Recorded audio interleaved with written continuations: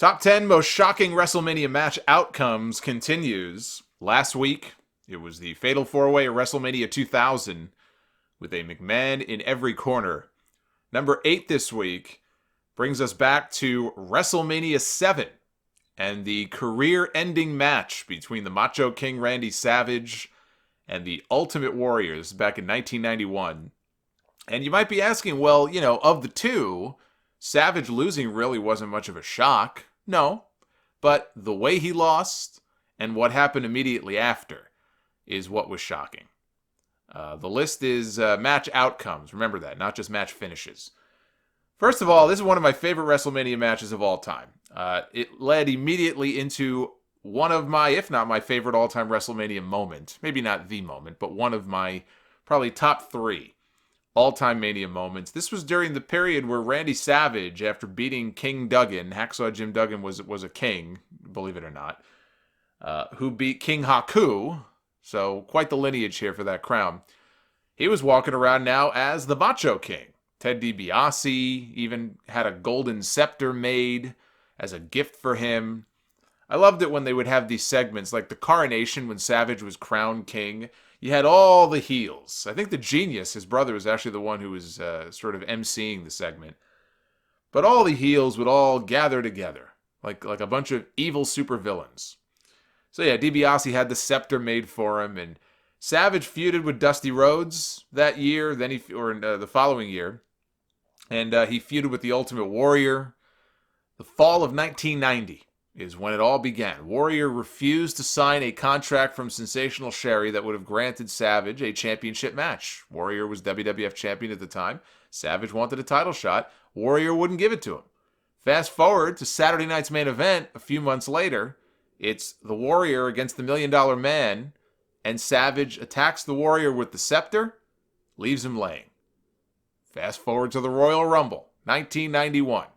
Warrior is scheduled to defend the WWF title that night against the American turncoat Iraqi sympathizer Sergeant Slaughter. But not before. This is when they were doing their whole, the whole Gulf War angle, which is one of the more, stupid things that they've done. Claiming that they had to move WrestleMania that year from the 100,000-seat LA Coliseum to a 15,000-seat sports arena because of bomb threats when there was a bombing, all right. They bombed in ticket sales. That's why they moved the show.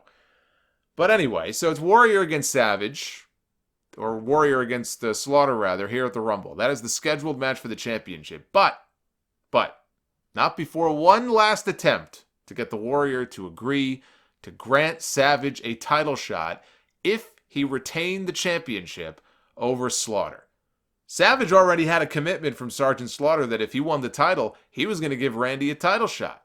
He wanted the same assurance from the Warrior. So what did he do? He sent Sherry out there to the stage, to the interview platform with Mean Gene, and Sherry went all CM Punk on us there for a bit. She was about to let us in on some kind of secret about the Ultimate Warrior that we didn't know, when she was interrupted by his theme music. It cut her off, and out he came. I still want to know what Punk was going to say about Vince's anti-bullying campaign before they cut his mic. Think on a realistic level, okay? What do you think he would have said had they not cut his mic like they were supposed to? Right? Because he's coming up with this stuff on his own. Here's what I'm going to say and everything. And, okay, when I say this, you interrupt me. You cut my mic. I'm sure that's the way the whole thing was structured. But let's say they didn't cut his mic. Let's say they were ribbing him and they just wanted to let him keep talking. Right? Like, what examples would he have given? What would he have said, do you think, about Vince and the anti-bully? Because obviously it's the funniest thing in the world that you have a guy like Vince McMahon spearheading an anti-bullying campaign. It's got to be Jim Ross, I would think, right? That's got to be the example number one that Punk would have given. Who was bullied by Vince McMahon more than that guy? It's got to be JR. Anyway, Sherry tries to seduce the Ultimate Warrior. Now, 9-year-old me is watching this at the time. I have no idea how sexual this all is, right? The sexual overtones here, looking back, are ridiculous.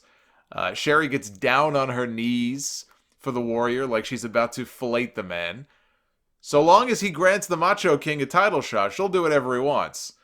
And it is funny to watch it back, because I watched it back recently, heading into the Rumble a few weeks ago. I was watching a lot of old Royal Rumble stuff.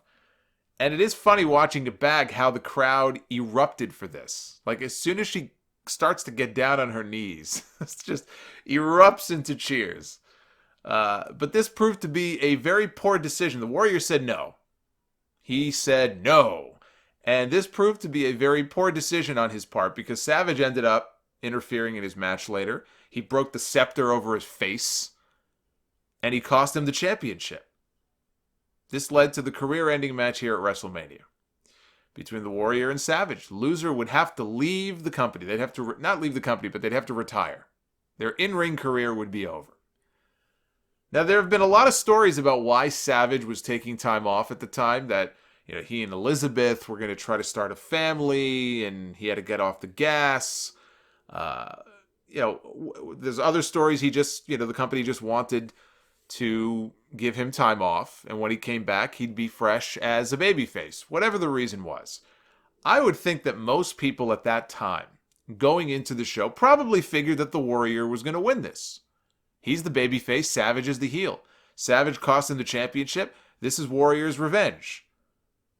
So I don't know that the outcome of the match was unpredictable or anything like that, but they had what was the greatest match of the Ultimate Warrior's career. And he didn't do much. This was the Randy Savage show here. And this was only his second match back for Savage after suffering a broken thumb. He broke his thumb 2 months before. He had only one house show match the week before WrestleMania, which was a cage match victory over the Ultimate Warrior. I'm not even sure he was fully healed yet from the broken thumb. But I count 4 surprising things that happened here during and after this match. So predictable as the outcome itself may have been, there are 4 things that I found surprising, if not shocking.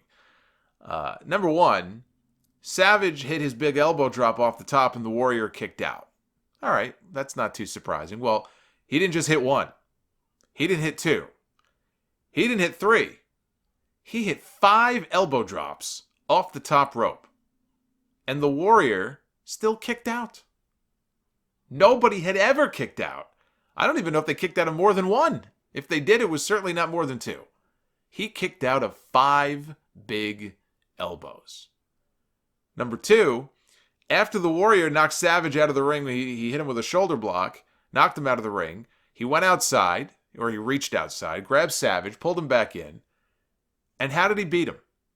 He placed his foot on top of Savage's chest, and he pinned him.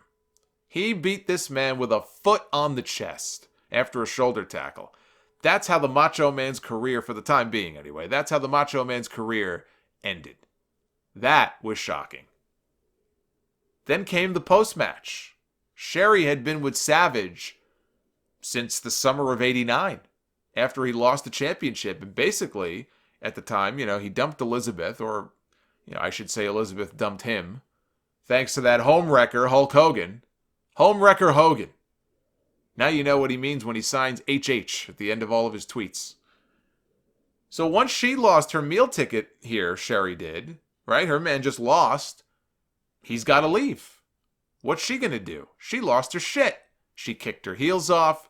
She starts kicking Savage in the rib, literally kicking a man while he's down. Kicking him in the ribs. The crowd is booing. Savage had been a heel for a couple of years now. People now are having sympathy for him, what this woman is doing to him. Sherry was awesome, by the way, as just a manager. You talk about people, I was talking earlier about Pedro Morales, and the man was the world champion for 1,027 days, and you never hear about him. WWE never acknowledges him, never talks about him really in hardly any capacity, other than, some fleeting little highlights here when they put some big video together. But you would think that the guy almost didn't even exist. He doesn't get the credit that he probably deserves. Sherry's another one, very underrated. Sherry does not get talked about. I know she's in the Hall of Fame and she's been acknowledged, but she doesn't get talked about enough. How freaking good she really was. So she's going after Savage now. She's kicking him. She's, ramming his head down into the mat. And this leads to shocker number 4 here. Elizabeth, who on television had been broken up with Randy for the last 2 years. She was planted in the crowd for this match. She's watching this all go down. The camera keeps cutting back and forth to her. You could see the emotion just about to boil over. And finally, she's had enough. She's seen enough. She cannot take any more. She hops the barricade, runs into the ring, grabs Sherry by the hair, and tosses her out to the floor. The place is going nuts for all of this. The first time that they showed Elizabeth sitting in the crowd at the start of the match, it was probably pretty obvious at that point where this was headed. But going into the show, I don't think there was a single mention of her even being there. Her being there was a surprise. Her mere presence that night was a surprise to the audience. But that Savage started the night as one of the top heels in the company with, Scary Sherry as his manager, and ended it as a retired babyface, reunited with his lady. That was shocking. And that was great storytelling is what that was. That was great long-term storytelling. That was a great payoff.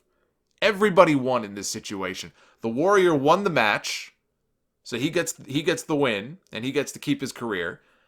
Savage, although he lost, got his woman back and got to celebrate as this great hero, getting this great farewell from the audience. The fans loved it. This was great in every way. Every which way you slice it, this was just picture perfect here, what they did here. Got the two of them reunited in the center of the ring. They celebrated together. Savage even did something that he never used to do. It was always Elizabeth he would have hold the ropes open for him. This time he held the ropes open for her. Just a great ending. And some people may have seen it coming, but not everybody. And when they did, they cheered like I did. Now, I didn't cry like these women in the crowd that Bobby Heenan was making fun of, which was even better. He's got one woman, he said, well, maybe her shoes are too tight. Then they show another woman, tears streaming down her face. Maybe she had the chili dog with onions. You don't know. That was actually not Savage's last match. Before he transitioned to being an announcer, he wrestled again. He wrestled 2 more matches, both in Japan, as part of this big interpromotional tour. There's an interpromotional agreement with WWE and this company called SWS, which was short-lived. I think it only lasted 2 years, but it was called SWS. Sport something. I forgot what it stood for. But on that tour, the first show was... Now, again, keep in mind, this is a week or 2 after WrestleMania. They're in Japan. The first show was at the Tokyo Dome. And Savage won his match that night. The second show was not at the Tokyo Dome. I know it was at a smaller venue, but he wrestled Tenryu. And he lost. Got powerbombed and he lost. That was the same show where Koji Kitao wrestled Earthquake and started shooting on him midway through the match. I don't know if I might have told this story before. This guy, Kitao, he would not sell any of Earthquake's offense. Now, they had a match on the first show, and seemingly it went well. And Earthquake won with the big splash. He sat on him and pinned him, and so this was the rematch. He would not sell for any of Earthquake's offense. It was actually a boring match. It's almost like watching a boring UFC fight, because you had 2 guys here. Once Earthquake figured out what was going on here, he wanted to protect himself. Neither one wanted to make a move. So 3/4 of the match, they're standing in a defensive position waiting for the other to make a move. That's not exciting pro wrestling. But Earthquake is a legit sumo. He had a legit sumo background. He is the wrong guy to fuck around with. He was not taking any of this guy's shit. You could hear Earthquake. He's cursing at him. At one point, you see you can read his lips. He's like, what are you doing? This is pro wrestling. He's trying to, and this other guy, just stoic look on his face, not saying a word. It was amazing to watch, but Earthquake was having none of this guy's shit. And if you search for the video online, there's video of both matches. Again, the Tokyo Dome match ends with Earthquake winning with the squash. That's not what this match was. This is the match where things went south. Is the second one. That's the one you want to look for. But Kitao just lost his mind. Katao is the one they brought in to team up with Tenryu at WrestleMania VII. That's the only reason I even remember the guy. He actually wrestled at WrestleMania VII a couple weeks before this. That was part of the working agreement. They brought him and Tenryu in as a tag team, and they got a win over Demolition. This asshat got a win over Demolition. What a disgrace. Then a few weeks later, here he is. He's shooting on one of their wrestlers. He grabs... Oh, that's not even the end of it. So he does this, right? And they award the match to Earthquake. Earthquake raises his arms in the air. He's declared the winner.